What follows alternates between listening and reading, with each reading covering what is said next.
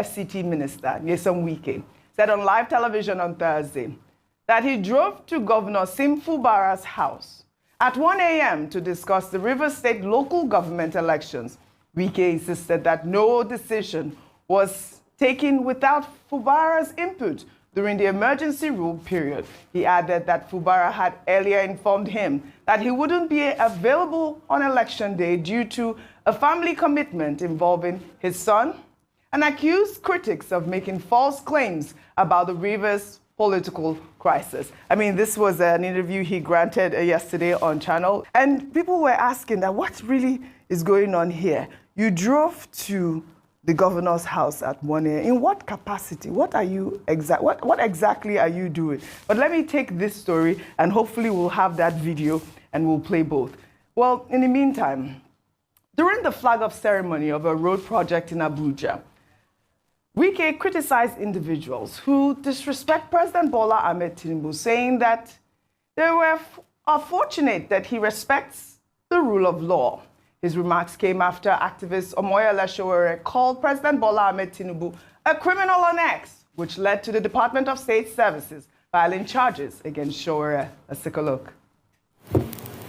This is a country where somebody who was will say Mr. President is a criminal.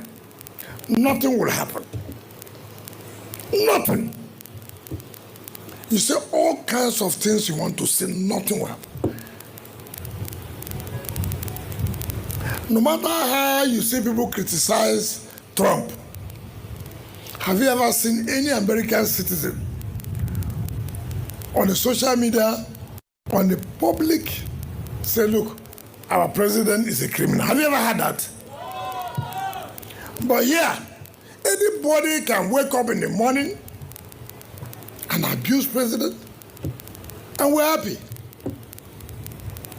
You are lucky you have a president that believes in the rule of law. You are lucky. Continue to be lucky. There are those you will meet, and you will be lucky again. All right, this is a big conversation, but let us now play the video where Nyesom Wike said that he drove to Governor Fubara's house around 1 a.m. to have a conversation about the Rivers LG elections. I, the Minister of FCT, the former governor of Rivers State, 1 a.m., drove to the governor's house. Sat down. Yes, what do we do? He said, look, that's okay. We'll go by that. There was nothing that was done that the governor was not a party to it. You see, even before the election, the governor traveled. He told me he will not be around. See, because my son had this engagement at the Zoom. You see, people just sit somewhere, begin to talk all kinds of things. They don't even know, simply because, you know, all they were expecting is, they've not settled. Unfortunately, we are settled. Unfortunately, that gas turbine is no longer there. Where people will be collecting money is no longer there. There's no law that said you must resume work today. For example, this is a governor. I don't understand the way we operate. Okay? I was sworn in today, for example. Does not mean I'll go to office tomorrow.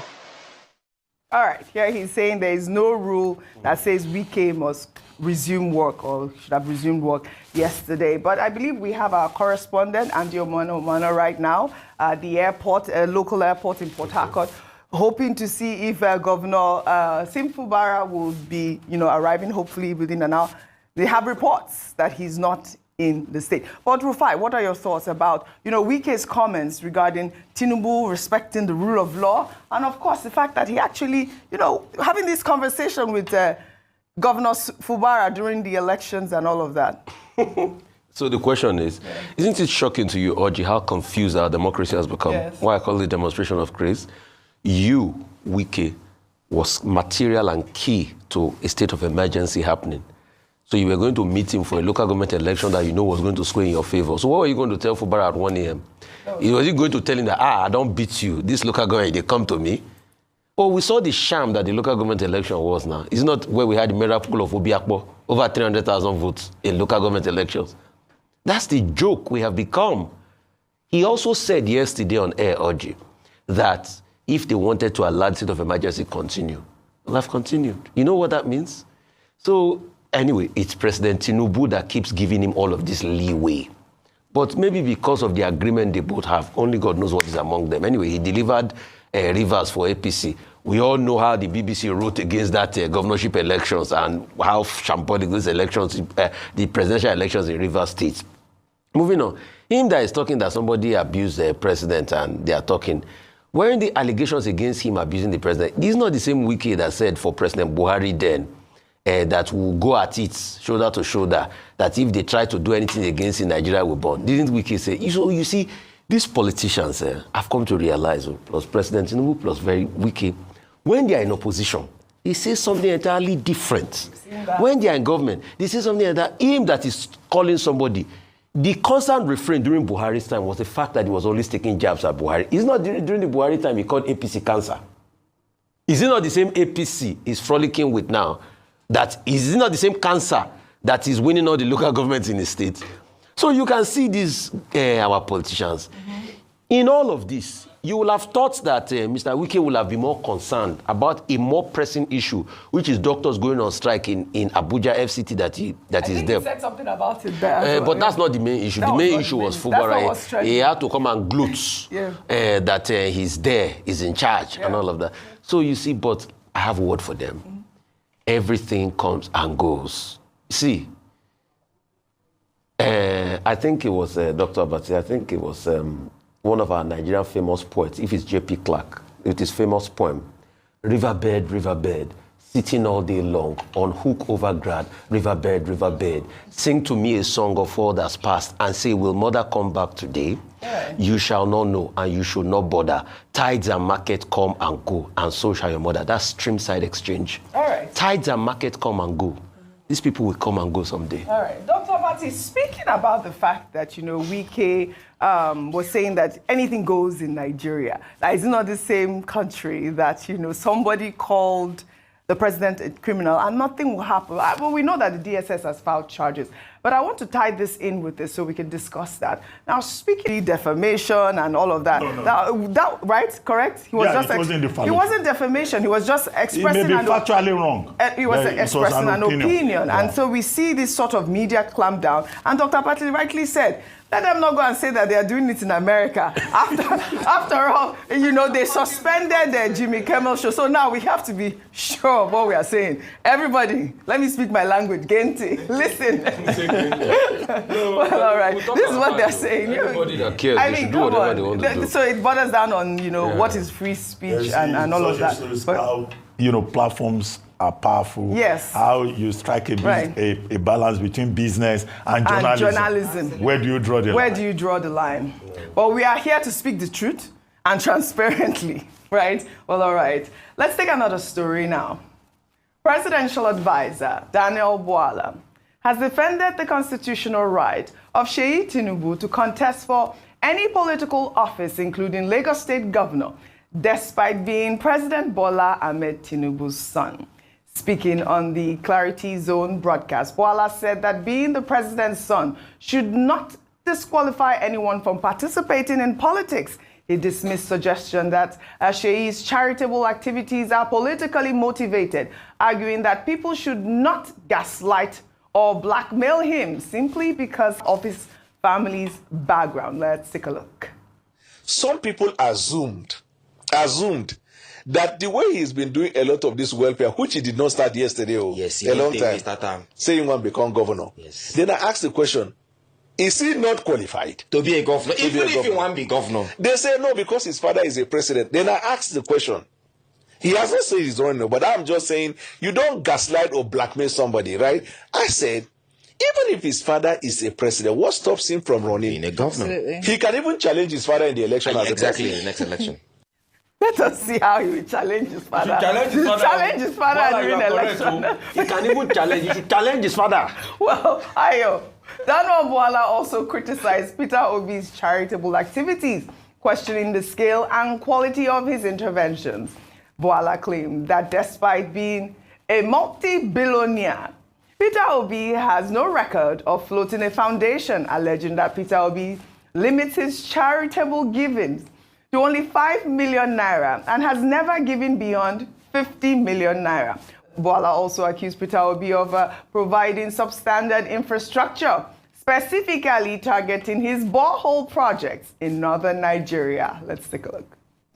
Peter Obi is a billionaire, Yeah. multi-billionaire. Yeah. There is no record that Peter Obi has flouted a foundation. Because every man who believes he has a passion for humanity, every man that I've seen in terms of big men, they've flouted a foundation or a school. Yeah. Anything that has to do with public interest and fund it so they can meet the need of the masses. Not a single one. But there are good deeds that he does. Gives 100 million to this, to the streets. He never church. give 100 million from Adam. I know he gives 5 million. He has ever given beyond 50. And even that 50 he gave, I can tell you the circumstances behind it. But let me tell you, he came to the Northwest and North Central that time after election. And places where they didn't have water and he wanted to create borehole. Do you know the type of borehole Peter Obi gave them money to produce? Caveman days borehole, where somebody will climb and be bouncing like this, like a strip club. He'll be bouncing like that before water will come out.